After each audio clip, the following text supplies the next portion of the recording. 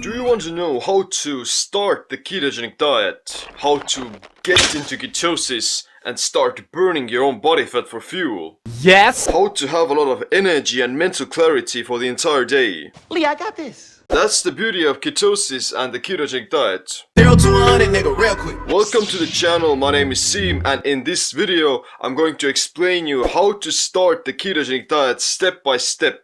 It's a complete beginner's guide. You ain't gonna see it coming. If you want to know how to optimize and improve your body and mind, then make sure you subscribe because my videos cover exactly those topics. But now let's start with some of the basics of your metabolism. You ain't gonna see it coming, come on, learn. So, your body can use different fuel sources for energy. Glucose is the molecule of carbohydrates and it gets stored in the body as glycogen. Fatty acids can be found in dietary fat and you either burn them off as energy or store them in the adipose tissue. Protein consists of amino acids that are essential building blocks for your body, but protein itself can't be stored inside the body. You only need a certain amount of protein per day for maintaining muscle mass, and what you don't need right away has to be converted to glucose before you can store it. Converting protein to glucose is a whole nother topic, but it's quite relevant when trying to maintain ketosis. It won't happen by eating too much protein. It happens when your body actually feels the need to do it. Gluconeogenesis is driven by demand, not by supply. All excess calories, whether that be from carbohydrates or fat, get converted into triglycerides and they're stored in your adipose tissue for backup. If you're in a caloric deficit, you'll take those same triglycerides and burn them for energy. It doesn't matter what type of food you eat. If you eat too much calories, then they will still end up as triglycerides in your adipose tissue. 48% body fat. By default, your body is using glucose for fuel because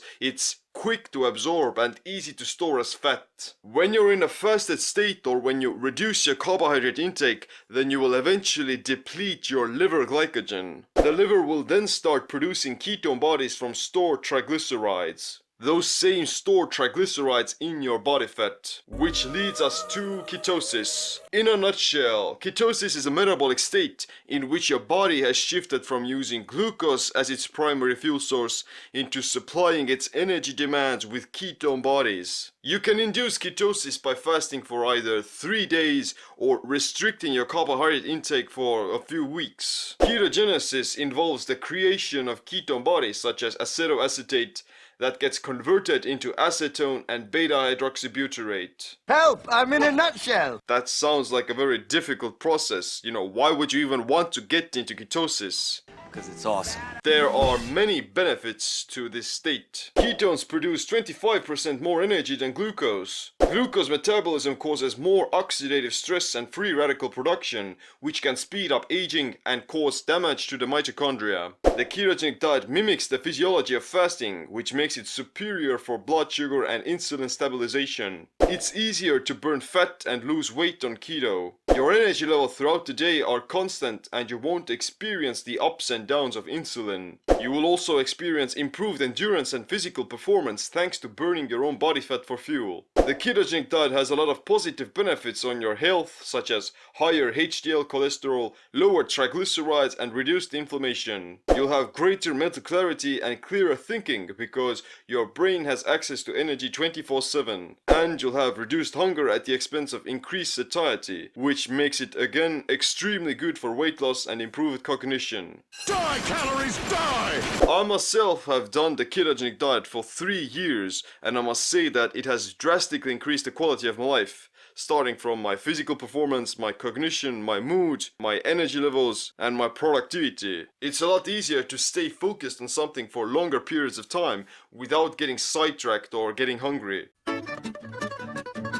It's been great for building muscle and improving my physical performance at the gym as well. And of course, it's very easy to maintain a lean physique year-round. If you're at a caloric deficit on the ketogenic diet, then those missing calories will be taken straight from your body fat. On a non-ketogenic diet that doesn't restrict carbohydrates, you will experience slightly higher rates of muscle loss at a caloric deficit. The reason is that your body is still geared towards burning glucose, and when you run out of glucose inside the body, then you will start to convert your protein into glucose through gluconeogenesis. This is the point where gluconeogenesis is driven by demand, not supply. Your body needs some energy, and the next best thing after glucose is protein. First time in my life I'm Pissed off! But this doesn't happen on a keto diet because your body is using fat as its primary fuel source.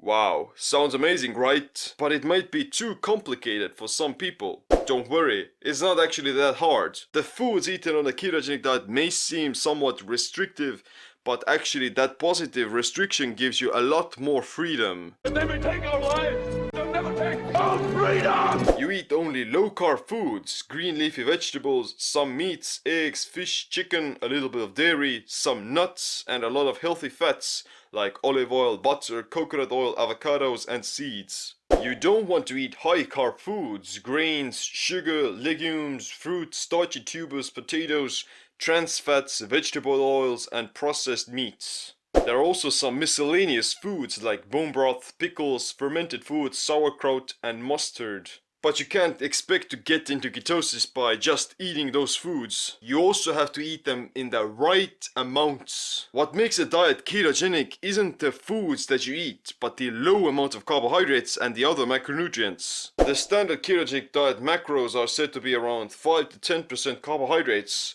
or 30 to 50 grams net, 15 to 30% protein, which is about 0.6 to 1.0 grams per pound of lean body mass, and the rest of your calories, about 60 to 80%, should come from fat. You have to understand that these are just numbers. Your body doesn't have its own keto calculator. The liver just starts calculating how many grams of protein or fat you ate. The lower your carb intake, the faster you will start producing ketones. The more physically active you are, the more insulin sensitive you are. How many calories and macros you should eat depend a lot on your individual condition, but these percentages are simply some good guidelines. Someday you might need some more carbohydrates, while at others you need more fat. It's a constant process of adaptation. Keep looking shocked and move slowly towards the cake. So how do you know if you've made it to the promised land? And I've seen That you got into ketosis. the promised land. To know if you're in ketosis, you can measure your blood ketones using blood ketone meters. Nutritional ketosis begins when your blood ketones are above 0.5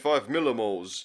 The optimal zone is said to be around 0.5 to 3.0 millimoles. Above 3.0 millimoles indicates starvation ketosis and means you might be in a caloric deficit. It's not dangerous, but it may have some negative side effects. Ketoacidosis occurs at 8 or above millimoles, which causes dangerous blood acidity. It won't occur on a ketogenic diet, but with severe alcohol poisoning or on people with type 1 diabetes. There are also some symptoms of ketosis. You get a dry mouth and you may become more thirsty. You will experience water weight loss and increased urination, lack of appetite and reduced hunger, increased energy and focus, and of course the keto breath.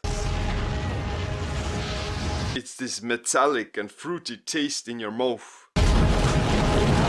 But it's not all sunshine and rainbows. You may also experience the keto flu. The keto flu is basically some withdrawal symptoms from carbohydrates. Headaches, dizziness, fatigue, lethargy, brain fog, and poor performance at the gym. Now wait a minute. What is this thing? I thought ketosis was amazing. What's going on here? I thought you just had energy all the time. Oh, bullshit! Yes, it's true that the initial periods of keto adaptation can be quite difficult because your body is going through an energy crisis. Think about it, you're living in a modern world, you're used to eating several times per day, and you don't have the reference experience of using your own body fat for fuel. Evolutionarily, ketosis is our survival mechanism for going through periods of famine. But in the modern world, we rarely tap into our fat burning pathways, which is one of the biggest reasons why you would want to do the ketogenic diet at least once to reignite these pathways in your metabolism. The reason you get the keto flu is that you're losing a lot of electrolytes. Add more sodium to your foods,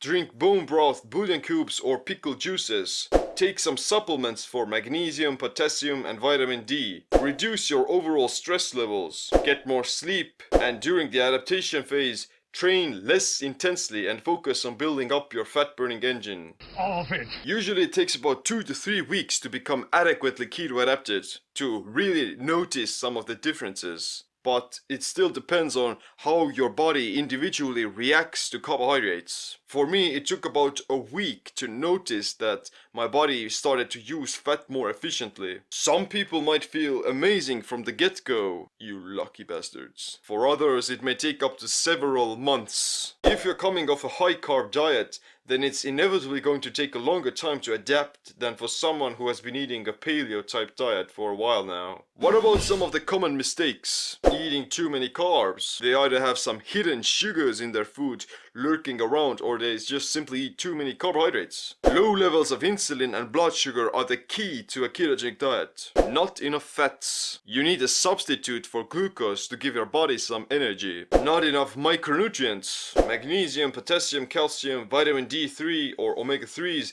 they are needed for successfully doing any diet. And one of the biggest mistakes is eating the wrong foods, like unhealthy fats, overcooking meats, or heating oils. Most importantly, you need a lot of patience and commitment to do the ketogenic diet as a long-term thing. The benefits of proper keto adaptation, they begin to emerge only after a few months. After years of doing the ketogenic diet, I still notice some new aspects to this ketosis thing. Like I can go for longer periods without food and my physical performance is still functioning as if I'm consuming carbohydrates. The longer you do the ketogenic diet, the better your body becomes at burning fat. That's why I highly encourage you to try it out at least once. And not only so that you could see how having constantly high levels of energy feels like, but to also engrave these fat burning pathways into your metabolism. 0 to 100, nigga, real quick. But if you want to get the step-by-step guide to starting the ketogenic diet, then I highly recommend you my Simple Keto video course. I'll leave a discount code in the description. But other than that, click the like, subscribe, notification bell as well like always. My name is Sim. Stay ketotic, stay empowered. Real quick. Whole squad on the real shit. 0 to 100, nigga, real quick. Real quick. Real fucking quick, nigga.